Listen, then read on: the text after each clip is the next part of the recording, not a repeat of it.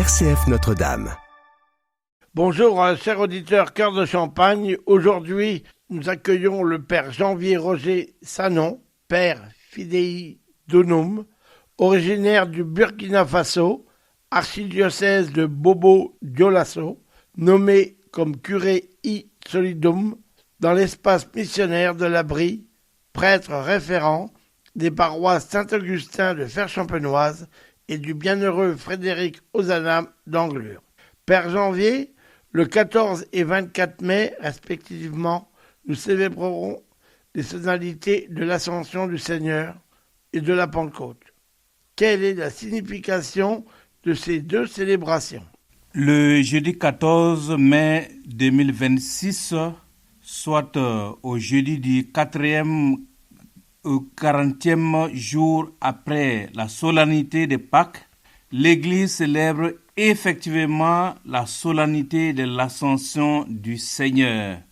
Pour nous chrétiens, l'Ascension, c'est la montée du Christ glorieux au ciel auprès de Dieu son Père, après sa résurrection d'entre les morts célébrée à Pâques. Le dimanche 24 mai, soit 10 jours après l'Ascension du Seigneur, ou 50 jours après Pâques, l'Église célèbre la solennité de la Pentecôte. La Pentecôte commémore la descente de l'Esprit Saint sur les disciples, ce qui va correspondre symboliquement parlant à la naissance de l'Église. Ainsi, cet esprit sanctifie l'Église entière chez tous les peuples et dans toutes les nations par l'effusion des dons essentiellement résumés en 7. Les 7 dons de l'esprit, que sont la sagesse, l'intelligence, la force, la science, le conseil, la piété et la crainte de Dieu. Père Janvier, quel message d'exhortation lancez-vous au peuple chrétien à l'occasion de ces deux célébrations?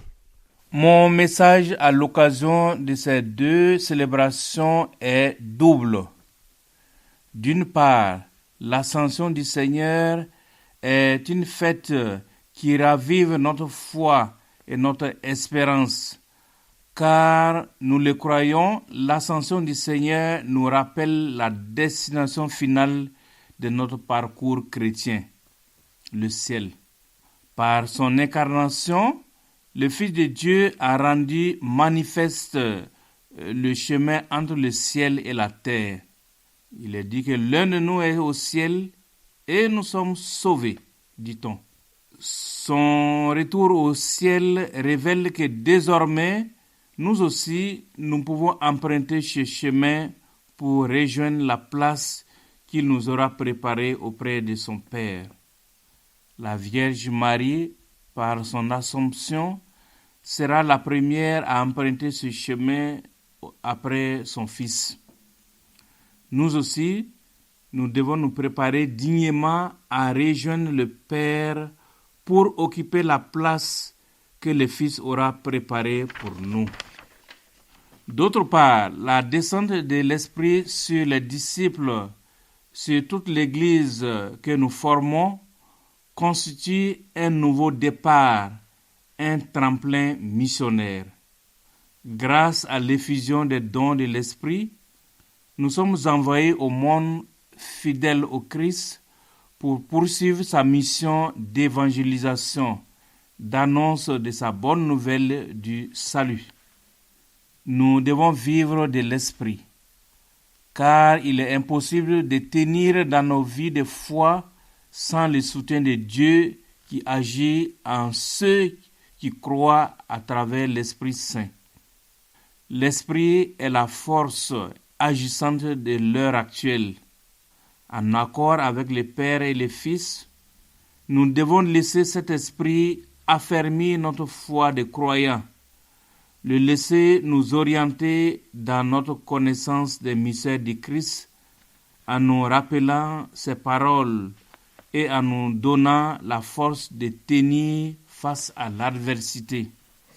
C'est en l'Esprit Saint que les croyants sont consacrés fils et filles de Dieu, et c'est encore en lui qu'ils doivent maintenir ce statut d'enfant de Dieu.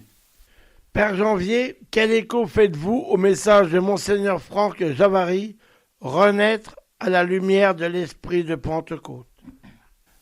Dans l'éditorial du bulletin diocésain DAC, Diocèse Actualité Châlons, au numéro 1 de mars 2026, correspond au message de Carême, l'évêque de Châlons, Monseigneur Franck Javary, exhortait le peuple de Dieu à renaître. Le lien est vite fait avec l'esprit de Pentecôte. Pour s'en convaincre, il faut citer Monseigneur lui-même. Il nous dit ceci: renaître par le don de l'esprit.